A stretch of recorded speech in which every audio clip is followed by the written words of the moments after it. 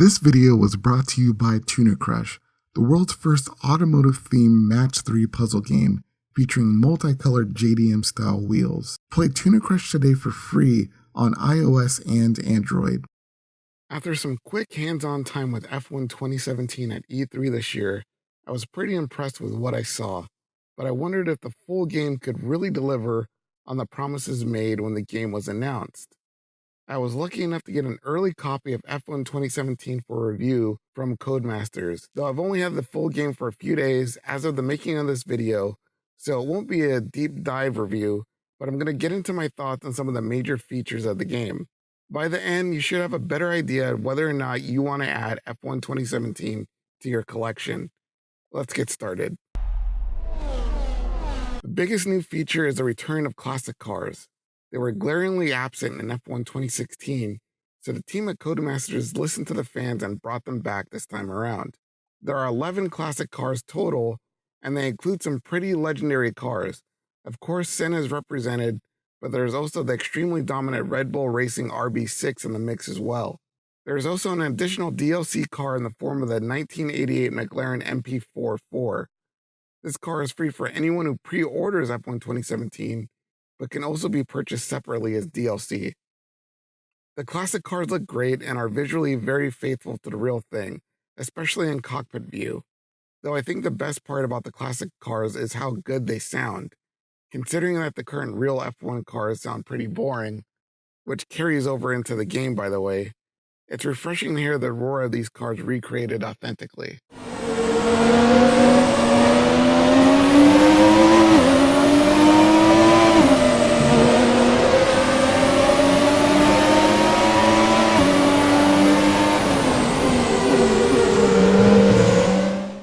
There are also 4 new tracks, kind of.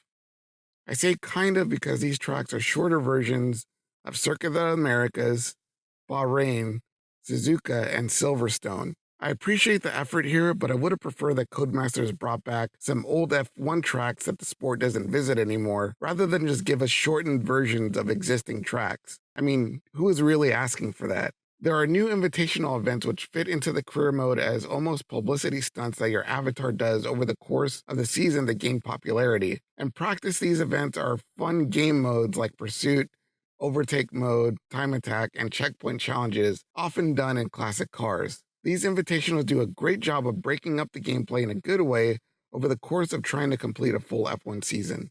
Speaking of F1 season, there are now 115 different upgrades players can do, which is up from 25 in the last game. If you are super into the technical aspect of F1, then you're going to love this, but I think casual players are going to be put off by it. Just the layout of the way the upgrades are presented looks pretty daunting.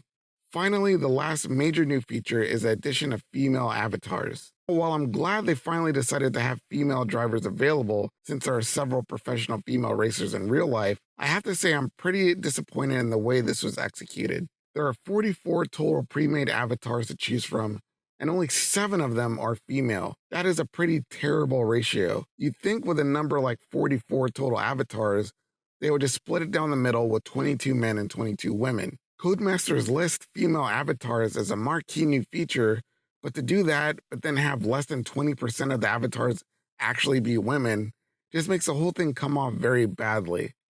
Hopefully they improve this in the next game. The Codemasters team figured out the current gen console hardware a while ago, so they know how to make an F1 game look good, and that's reflected in F1 2017. The cars look great, and they finally improved the textures of the liveries so that they are no longer pixelated. The environment and lighting look pretty good as well, though there are some issues when it comes to visuals. The biggest one I noticed is some pretty significant screen tearing during some of the cutscenes or in segments of the game where I was in the garage, truck, or office and using the camera to look around.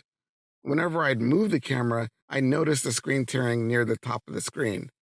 I did reach out to the team to let them know about this, so hopefully it'll be fixed in a future patch. The other issue are the character models of the people you interact with in the game. The voice acting is pretty good, but their facial expressions are awkward and do not match the voice performances very well at all. The end result makes it seem as if my F1 team was being ran by zombies or something. Also, the hair looks pretty awful. If Codemasters is going to continue to have these character models in their F1 games, they really need to make them look better. So far, I've only played F1 2017 with a controller, not a wheel. But despite that, I have to say that the driving physics felt really good. Despite only playing with a controller, I was still able to feel important nuances while driving. I felt like I can tell the difference between aerodynamic grip and mechanical grip. I can tell when the tires are starting to give up, and the inputs were pretty responsive. If you are going to play with a controller, I would recommend tweaking the settings and sensitivities to fine tune things to your preference. The default settings are a little too direct and makes it hard to drive smoothly. There are some small things I don't like about the gameplay though. In F1, the DRS system is pretty damn important, but inexplicably when playing the game in cockpit view, there's no DRS indicator in the game's HUD. In every other game view, it's there, but not in the cockpit. The only way to know if you've entered a DRS zone is to look at the track map, which can break concentration, or listen out for a barely audible chime. When I did hit the DRS button in cockpit view, there was a significant delay between the time I pressed the button on the controller and when my avatar pressed the button on the steering wheel on screen. So I have no idea if the DRS turned on when I pressed the button or when my avatar did. This is not something I want to have to wonder about in the middle of the race or a time trial. This is something else I hope they change in a future patch. Another sticking point is what Codemasters calls the multifunction display system, or MFD display. It's a series of sub-menus that the player can pull up while driving to make adjustments. That all sounds great on paper, but in practice there are so many things in the display like brake bias adjustments, downforce, differential adjustments, picking your next set of tires. It's damn near impossible to cycle through all that stuff while driving. You can't look at all that information to make sure you're making the right adjustments while still trying to pay attention to the road. Codemasters, if you're watching this, please simplify the MFD system so it can actually be used without taking your eyes off the road. Altogether, F1 2017 is a really good F1 game, but I won't go as far as to say that it's the best F1 game they've made. The addition of classic cars, the really good physics system, and the new game modes are all welcomed and very well executed features. However, the graphical glitches, gameplay quirks, and half-assed addition of female avatars, and inaccessibility for casual players hold the game back from being as good as it could be. If you're a hardcore F1 fan and particularly love the technical aspects of Formula One, then you're gonna love this game. If you're a hardcore F1 fan but a casual video game player, F1 2017 probably isn't for you. While its immense game depth is great for those who really want to get immersed, it's just not really that well suited for those who are more about a quick pick up and play experience. So to wrap up, here are the pros and cons.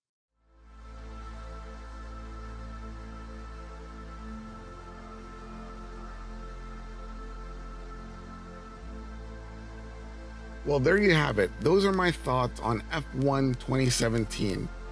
What do you think? Are you still excited to get this game? Have you been turned off by it? Let me know your thoughts in the comments below.